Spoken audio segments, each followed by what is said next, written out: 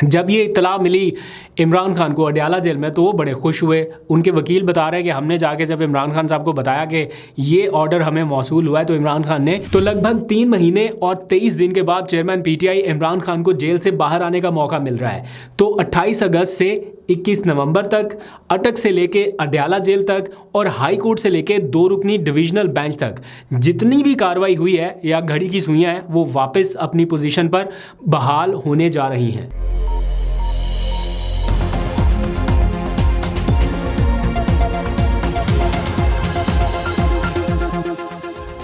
बिस्मिल्लाहिर्रहमानिर्रहीम, अस्सलाम वालेकुम। पाकिस्तान और दुनिया भर में देखने और सुनने वालों को अब्दुल कादिर का सलाम। 5 अगस्त से गिरफ्तार चेयरमैन पीटीआई इमरान खान क्या 28 नवंबर को जेल से बाहर आ सकते हैं? इस हवाले से काफ़ी अहम डेवलपमेंट हुई हैं। आज पहली बार साइफर केस की समाअत जेल से बाहर हुई, यानी ओपन समाअत हुई है और उसमें अदालत का फैसला भी सामने आया जिसमें 28 नवंबर को इमरान खान को अदालत पेश करने का कहा गया है। क्या घड़ी की सुइयां 28 अगस्त की पोजीशन पर वापस बहाल हो रही हैं, उस पोजीशन पर जा रही हैं? इस बारे में भी कुछ डिटेल बतानी है। गालबन 3 महीने और 22 दिन के बाद ऐसा लग रहा है कि शायद चेयरमैन पीटीआई को जेल से बाहर निकाल के अदालत पेश करने के इम्कानात बढ़ रहे हैं। क्या मुमकिन हो सकेगा, नहीं हो सकेगा, इसके ऊपर तो बहुत सारी डिबेट बाकी है। मंगल का दिन जो आइंदा मंगल होगा वो बहुत अहम होगा। इस हवाले से उस रोज़ इमरान खान को पेश किया जाना है। दूसरी तरफ उनके इस्तकबाल की तैयारियां भी शुरू कर दी गई हैं। पार्टी के तर्जुमान ये बता रहे हैं कि इमरान खान का बड़े पैमाने पर इस्तकबाल किया जाएगा अगर उन्हें जेल से बाहर लाया जाता है। और दूसरी तरफ इलेक्शन कमीशन ऑफ पाकिस्तान का आज का ताज़ा फैसला बल्ला बरकरार रहेगा, लेकिन कंडीशन आयद कर दी गई है 20 दिन के अंदर अंदर इंट्रा पार्टी इंतखाबात कराने के हवाले से। तो मेरे सामने कुछ खबरें गर्दिश कर रही थी कि मुस्लिम लीग नून के इंट्रा पार्टी इंतखाबात के हवाले से इलेक्शन कमीशन का क्या फ़ैसला था, पीटीआई के हवाले से क्या फ़ैसला है, और आज के फ़ैसले के हवाले से अगर आपको कन्फ्यूजन है, जैसे कि मुझे भी थी, कि इस फैसले के असरात क्या होंगे। पीटीआई एक तरफ कह रही है कि हम इस फैसले को चैलेंज करेंगे, दूसरी तरफ कह रही है कि हम इस फैसले पर अमल दरामद के लिए तैयार हैं। तो बेसिकली होने क्या जा रहा है? तो आज भी कल की तरह आपको एक्सपर्ट ओपिनियन सुनवा दूंगा कि इस फैसले से क्या पीटीआई बेनिफिट उठा सकती है या नहीं उठा सकती, और अगर इंट्रा पार्टी इंतखाबात हो रहे हैं तो क्या उसमें चेयरमैन पीटीआई इमरान खान भी हिस्सा ले सकते हैं या नहीं ले सकते, ये सारी तफसीलात। लेकिन पहले थोड़ी साइफर केस के मामले पर बात कर लेते हैं, क्योंकि 29 अगस्त से लेके 21 नवंबर तक अटक से लेके अडयाला जेल तक, फिर चीफ जस्टिस आमिर फारूक की अदालत से लेके 2 रुकनी डिविजनल बेंच तक बहुत सारी प्रोसीडिंग हुई, और ये सारी प्रोसीडिंग जो है साइफर केस के हवाले से वो कालादम करार दे दी गई। यानी 29 अगस्त से जो कुछ भी हुआ वो सब कालादम करार दिया गया। तो आज एक समाअत हुई, ओपन समाअत, और उसमें जज साहब को ये डिसीजन लेना पड़ा हाई कोर्ट के अहकामात की रोशनी में कि अब चूँकि ओपन कोर्ट में समाअत होना ज़रूरी है तो इसलिए इमरान खान को लाया जाए ओपन कोर्ट में और 28 नवंबर को उन्हें पेश कर दिया जाए।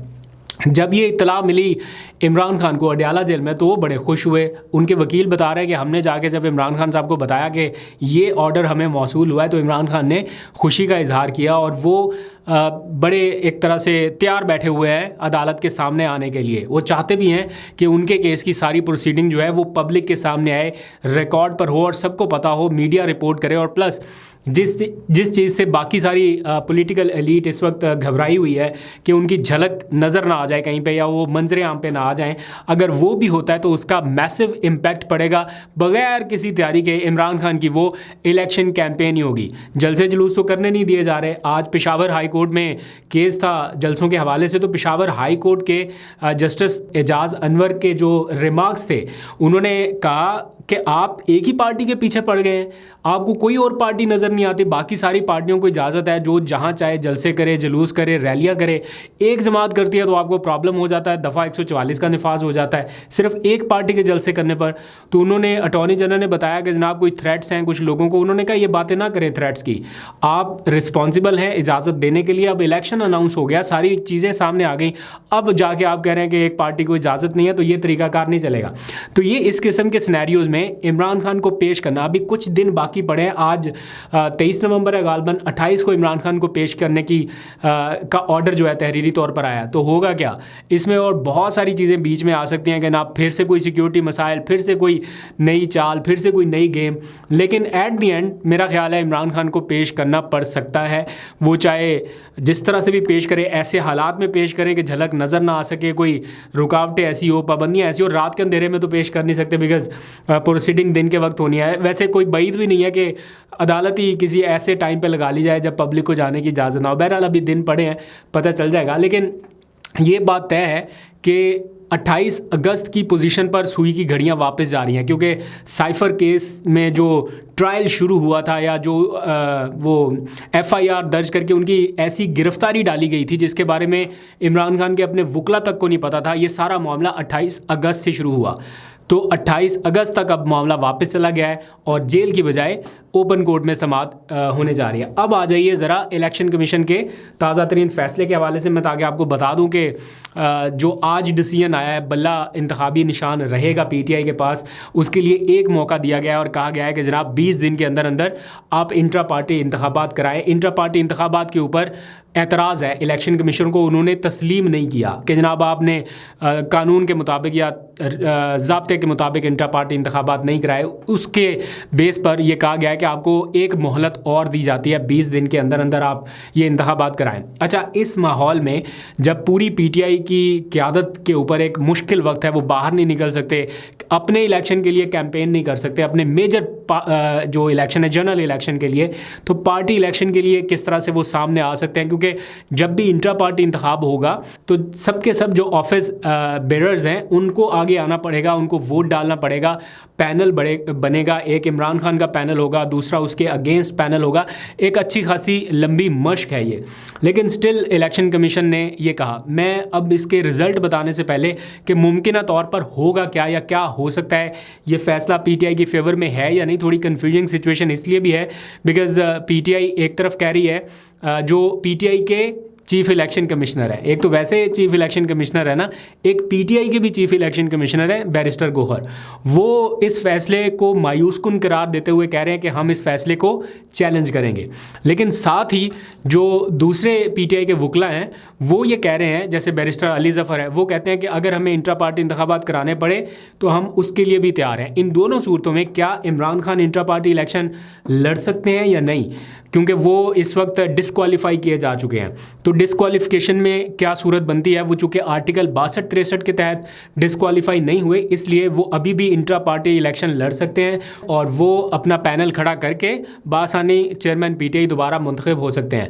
तो एक तरह से ये मौका ही दिया गया है PTI को दोबारा से अपनी चीज़ें दुरुस्त करके बल्ले का निशान वापस लेने के लिए। लेकिन इसमें एक बारीक वारदात ये भी है कि अगर वापस जाना है, चूँकि मामला इलेक्शन कमीशन के पास और इलेक्शन कमीशन मुतमिन ना हुआ, तो वो इनसे बल्ले का निशान वापस भी ले सकता है और वो कह सकता है कि जनाब आपने फिर कानून के मुताबिक या तरीक़ाकार के मुताबिक कार्रवाई नहीं की, इसलिए हम आपके इन इंतखाबात से मुतमिन नहीं है, आपसे बल्ले का निशान वापस लिया जाता है। तो PTI के पास जो सेफ साइड है वो यही है कि वो इस कार्रवाई को चैलेंज कर दे अदालत में और चैलेंज करने की सूरत में अपना बल्ले का निशान जो है वो बहाल रख सके। अब सिनेरियो क्या है, वो जो कल की तरह मैंने आपको बताया था कि जो सीनियर मोस्ट रिपोर्टर हैं इलेक्शन कमीशन को कवर करने वाले, उनसे मैंने आपके लिए एक्सपर्ट ओपिनियन ले लिया है, वो भी अभी आपके सामने रखता हूँ। लेकिन पहले ज़रा मुस्लिम लीग नवाज़ के जो इंट्रा पार्टी इलेक्शन थे उस हवाले से इलेक्शन कमीशन का रद्दअमल क्या रहा वो आप ज़रा मुलाहिज़ा करें, और फिर PTI के हवाले से क्या है। ये दोनों डिफरेंट रही है। तोशा खाना का अगर केस नवाज शरीफ के ख़िलाफ़ हो उसका क्या नतीजा रहा आपके सामने है, और अगर इमरान खान के हवाले से हो तो उसका क्या नतीजा रहा वो गिरफ्तारी की सूरत में आपके सामने है। इसी केस की वजह से अभी तक इमरान खान गिरफ्तार है। अब इंट्रा पार्टी इंतखाबात अगर नवाज शरीफ के हवाले से है या मुस्लिम लीग नून के हवाले से है, तो एक ख़बर मैं आपके सामने रख देता हूँ। इसी साल मई की खबर है, जब 23 मई को मुस्लिम लीग नून की हुकूमत थी, उस वक्त इलेक्शन कमीशन ने मुस्लिम लीग नून में इंट्रा पार्टी इंतखाबात का केस सर्द खाने में डाल दिया था। ये खबर लगी है डॉन अखबार में और इस खबर के मुताबिक लिखा गया है, ऐसा लगता है कि इलेक्शन कमीशन ऑफ पाकिस्तान ने हुक्मरान जमात पाकिस्तान मुस्लिम लीग नवाज़ के ख़िलाफ़ इंट्रा पार्टी इंतखाबात के मामले को उस वक्त सर्द खाने में डाल दिया जब पार्टी ने इस काम के लिए मुकर्रर करदा मुतअद्दिद डेडलाइनों को नज़रअंदाज कर दिया। यानी मुस्लिम लीग नवाज़ की जानिब से जिन डेडलाइंस को नज़रअंदाज किया गया उस मामले को नहीं छेड़ा गया, वो सर्द खाने की नज़र कर दिया गया। दूसरी तरफ पीटीआई के जो इलेक्शन है उसमें क्या हो रहा है वो भी आपके सामने है। तो होने क्या जा रहा है ये ज़रा फ़हीम अख्तर की एक्सपर्ट ओपिनियन सुन लीजिए ताकि आपको सारी सिचुएशन क्लियर हो जाए कि एग्जैक्टली हुआ क्या है और आगे हो क्या सकता है। अस्सलाम वालेकुम। अब्दुल कादिर, ऐसा है कि इलेक्शन कमीशन ने तहरीक इंसाफ के इंटर पार्टी इंतखाबात के ऊपर जो पीटीआई का मौक़िफ़ था ना कि हमने वो जो डिटेल है पार्टी आइन के अंदर जो हमने तरमीम की है उसे हमने जो वापस ले लिया है उसको एक्सेप्ट नहीं किया और पीटीआई के इंतखाबात को तस्लीम करने से इनकार करते हुए उन्हें दोबारा इंतखाबात कराने का हुक्म दिया है। और साथ में इलेक्शन कमीशन ने पीटीआई को एक मौका फराहम किया है कि दोबारा 20 रोज़ के अंदर इंटर पार्टी इंतखाबात करवाएं और 7 रोज़ बाद उसकी जो तफसीलात है वो हमें जमा कराएं और इस दौरान इनका जो इंतखाबी निशान बल्ला है वो वापस नहीं लिया जाएगा। अगर इन्होंने 20 रोज़ के अंदर इंटर पार्टी इंतखाबात ना करवाए तो फिर इंतखाबी निशान इनका बाद में वापस लिया जा सकता है।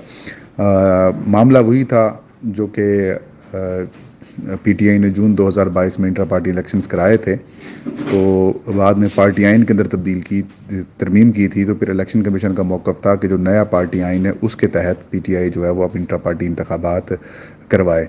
लेकिन पीटीआई का मौक़िफ़ था कि हमने जिस वक्त इंटर पार्टी इलेक्शंस कराए उस वक्त हमारे पार्टी के ऊपर 2019 वाला जो आइन है वो लागू था। खैर, अब पीटीआई के पास ये एक अच्छा मौका है कि वो इंटर पार्टी इंतखाबात करवा कर तमाम तफसीलात इलेक्शन कमीशन को जमा करवा दे। लेकिन वो जो कहानी एक चलाई जा रही थी कि इस इंटर पार्टी इलेक्शन फैसले से पीटीआई के निशान जो है वो ख़त्म कर दिया जाएगा या फिर वापस ले लिया जाएगा, वो ऐसा नहीं हुआ और ये पीटीआई के लिए एक मुस्बत और बड़ी पॉजिटिव चीज़ रही है कि एक और अपॉर्चुनिटी इनको जो है वो मिल गई है।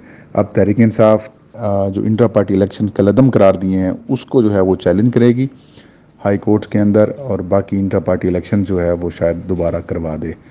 इसके ऊपर अभी मज़ीद फ़ैसला करेंगे, लेकिन बैरिस्टर गौहर कह रहा है कि हम इस पॉइंट के ऊपर इसको चैलेंज करेंगे। तो ये मामला सारा भैया। तो फ़हीम अख्तर की राय आपने जान ली। ये सीनियर रिपोर्टर हैं जो इलेक्शन कमीशन को कवर करते हैं और बहुत अंदर तक इनके सोर्सेज हैं, ज़राए हैं। तो उनको भी ये लगता है कि एक मौका दिया गया है पीटीआई को अपने मामला दुरुस्त करने के लिए। और बज़ाहिर वो कल भी ये बता रहे थे कि बहुत मुश्किल है कि पीटीआई से बल्ले का निशान जो है वो वापस लिया जा सके। लेकिन बहरहाल मैं जैसे कह रहा हूँ कि कोई बईद नहीं है, होने को कुछ भी हो सकता है। कल को इलेक्शन कमीशन अदम इत्मीनान का इजहार करके ये बल्ले का निशान वापस भी ले सकता है। उस सूरत में क्या होगा, मैं फिर आपको रिपीट कर रहा हूँ कि इमरान खान ने उस हवाले से भी स्ट्रेटजी सोच रखी है। आप लोग क्या चाहते हैं, अपना फीडबैक ज़रा कमेंट सेक्शन में ज़रूर बताइएगा। अभी तक के लिए इतना ही। अपना बहुत सा ख्याल रखिए। अल्लाह हाफ़िज़।